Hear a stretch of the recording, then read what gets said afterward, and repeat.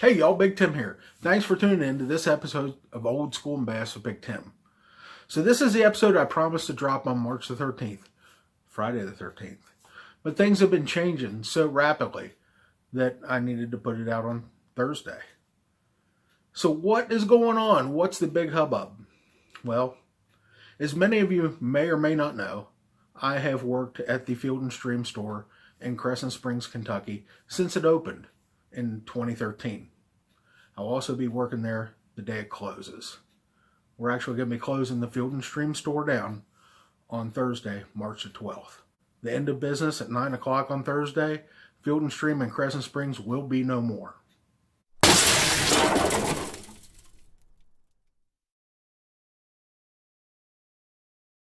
We found out last week that we were actually purchased by Sportsman's Warehouse.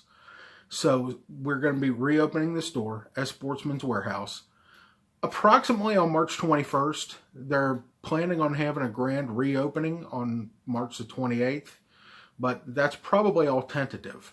So I hope I'm not overstepping my bounds and staying that. Hopefully I'm not going to get in any trouble. But it's good for us as the employees. We're actually maintaining our jobs. We'll transfer right over to Sportsman's Warehouse. We're going to maintain the same rate of pay. Our vacations, everything is going to stay basically the same. So the only thing that's really going to change for us employees is, how we do things at the store, the technologies that we use, and the name on our paycheck. That's going to change. There's probably going to be some other things that change, but that's really all I know at this point. I'm letting you guys know all the information I have, so I can't field any questions that you may have, return policies or anything like that. You'll have to get in touch with Dick's or Sportsman's Warehouse. That I don't know yet. I haven't even met or talked with anyone from Sportsman's Warehouse. We're going to meet on Monday for orientation. So, yeah, we're all excited about it. All of us employees, we think we're going to see an expanded variety of product in the store. We think that the people that run Sportsman's Warehouse are going to be more outdoorsy type people and have a better understanding of what we need, products that we need to sell and when we need to sell them. Sportsman's Warehouse, if you didn't know already, they're not a small mom and pop organization. They've got about 80 or 90 stores across the country, mostly out west, but we do have one in Lexington, Kentucky. And I have a friend that works down there. As a matter of fact, that friend, I talked to him when I thought about going to work at Field and Stream. I said, how am I going to like retail? And he told me some of the ups and downs. And so thanks a lot, Dean. Anyway, yeah, Thursday is the last day of Field and Stream. So, for all you guys that came in and talked to us there at Field and Stream and purchased things from us, thank you very much. For the people at Sportsman's Warehouse, thanks for giving us the opportunity to help expand your branch locations. We're real excited to have Sportsman's. Can't wait. Just can't wait. Now, that being said, there's a lot of things up in the air, and I can't really plan anything. So I had originally wanted to announce this past Monday that I'd planned on fishing the Kentucky Bass Nation tournaments and actually competing for the Angler of the Year. This will be the first time I would compete for Angler of the Year in, I don't know, maybe 6 or 7 years. A long time. Most of the time I would just try to, work until I was qualified, because a lot of times, and including this year, they actually scheduled one of the tournaments on top of the Triton Owners Tournament. And that's always been something that Dad and I have always looked forward to doing. But since Dad's decided we're not going to fish the Triton Owners Tournament this year, that opens me up. So I'm going to fish the full season of Kentucky Bass Nation. Or at least I was. I still plan on it, I should say. Dale Hollow is questionable. I really don't know when, how, if I'm going to make Dale Hollow. Originally, I was concerned about money issues. I've had a lot of major expenses come up in the past 2 months, 3 months really. Just totally unforeseen circumstances. Vehicle repairs, house repairs, just different things that you wouldn't plan on. And that's cost me a lot of money. I had hoped and worked on trying to get a couple sponsors for the season, And that kind of fell through. So we don't have any sponsors going forward. It's all coming out of pocket right here. I guess you could say Lori's my sponsor. So the money was kind of a concern for me, but I think I've got the money situation figured out. Maybe. Now the problem is I don't have the time figured out. I don't know, with Sportsman's and this whole transition happening right around that Dale Hollow season opener, I really don't know. I may just have to show up and fish blind with no practice. I may have to work Friday. I really don't know. We'll find out and drive down after work. Probably won't even be able to make the meeting. But show up, get a night's sleep, wake up, go fish. That might be what we have to do for Dale Hollow. The rest of them, I should be in the clear, but again, I don't know about the schedule with Sportsman's Warehouse. So we don't know. Well, I know what you're saying. Big Tim, you talked about how much you enjoyed retirement. And believe me, I did. I do, not having to wake up early, being able to go to the lakes I want to go to when I want to go and stuff like that. That's nice. Not getting out in the rain and cold, that's another big deal. But there's been a couple of things happen to lure me out of retirement. Number one was a young man that you met on our Gallatin County tournament, Jake. Jake had been asking me a lot of questions about the Bass Nation, how it worked and everything else, and we spoke at length about it. And he said he would be interested in going his first year as a non-boater.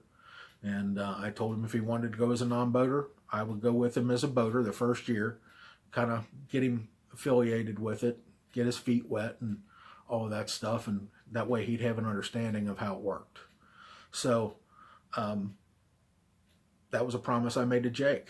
But I did make a condition on my promise. And that condition was the fact that I had to lose 35 pounds, which I did. Matter of fact, I've lost 47. And I have to do this anyway. I have to lose weight if I'm going to get a knee surgery, which I'm hoping to get that done early in 2021. I have to lose a bunch more weight to get that knee surgery done. But we've definitely established a start. So, man, if I get that knee surgery done and I can stand up in the boat, I might be pretty darn competitive again. We'll see.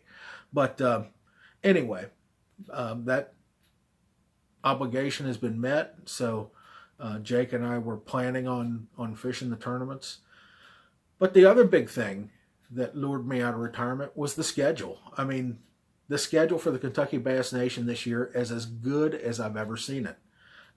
In fact, Joey was joking that it looks like I custom wrote the schedule. And it's pretty good. If I'd have custom written it, I would have made a couple minor changes. But we'll talk about that in a second.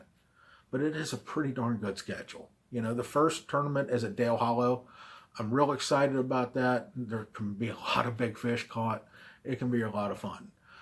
And had I been not worried about the transfer with Sportsman's and Field and Stream and all that, I would have been real prepared for that one and fired up. The next one is in April 18th on Lake Cumberland. And you all know that I love Lake Cumberland. So I'm pretty excited about that one. So that could be pretty exciting too. The third tournament is at Lake Barkley. And it's toward the end of May. I would have made it more toward the beginning of May or the end of April if I had custom written the schedule. Just to think about going down there for a bush bite. We never go to Barkley when the fish are liable to be in the bushes anymore. We always go on the post-spawn ledge bite. I realize that a lot of locals, that's when they want to fish the tournament. And, if they're in the bushes, everybody can catch them. A lot of guys can catch them. And that might scare a lot of people. But you also don't have to worry about fish care as much. I wish we were going earlier in the year when they're liable to be in the bushes. It's been so long since I've been to Barkley when they're in the bushes. And man, I'd love to get down there for that. But maybe next year. The fourth tournament is here on the river out of Craig's Creek. So Jake and I are both excited about that one. And then the state championship is at Green River. We've had a lot of success at Green River. I'm pretty familiar with it. Although I will say I've not had a lot of success in the fall. But we're real excited about the Kentucky Bass Nation schedule this year. So hopefully we can put it together, make a run for Angler of the Year. The other thing that I planned on doing this year, I really liked the idea of fishing the Kentucky Bass Federation this year. Mainly because their state championship and the TBF national semifinal is on Green River Lake. I'm very familiar with Green. I've not had many good tournaments in the fall. In fact, I've only had the one. I've stunk it up a lot down there in the fall. But at the same time, I know the lake, and I feel, that it's a good opportunity for me. The TBF national semifinal is something that I'd really like to win. Definitely would like to go to the national tournament for TBF. That's one thing that's on my bucket list. There's two things in tournament fishing that are on my bucket list. One is to win a BFL, and two is to go to the national championship for the Bass Federation. The BFL, that's going to have to wait, because to be honest with you, I really don't have much interest in fishing them this year. I shouldn't say that. I'd like to, but again, money situations and everything else. So there's a possibility there too. But I really want that feather in my cap from the Bass Federation National Championship.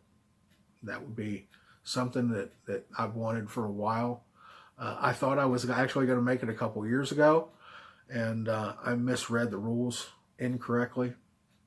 No, let's just say I misread the rules, and thought we were taking two people from Kentucky to the national championship, and I thought I was going to be one of them. And I was wrong, because I misread the rules. So I'd really like to make the Bass Federation National Championship. One of the big catches that I have is the fact that the Kentucky Bass Federation's state championship is on the same weekend as Lori's 50th birthday. Yeah, I don't know about that one. I've kind of hinted to it, that I'd like to fish it, and I'm waiting for her to say go ahead, but I haven't gotten that go ahead yet. So I am told by a couple of directors that I can advance to the national semifinal without fishing the state championship, as long as I win all the points from a particular division, any of the divisions. If I'm the top points getter for any division, I advance directly to the semifinal. So there's a possibility there. I don't like resting on that possibility, but maybe something to consider. So that's what's going on. That's what's up. I'd love to be able to tell you I'm going to compete in this and that and everything else. At this point, I really don't know. I'd love to. Number one, I don't know about having all the money to compete in everything I have. Secondly, I don't know about how my time off is going to work. Now, granted, I'm supposed to get the same amount of vacation, but the scheduling may work out odd. I don't know what the rules are for Sportsman's Warehouse yet, so we'll wait and see about that. Like I said, I'm excited, but there are some question marks. So we'll all find that together. But in the meantime, thanks for tuning in, and we'll see you the next time on Old School and Bass with Big Tim.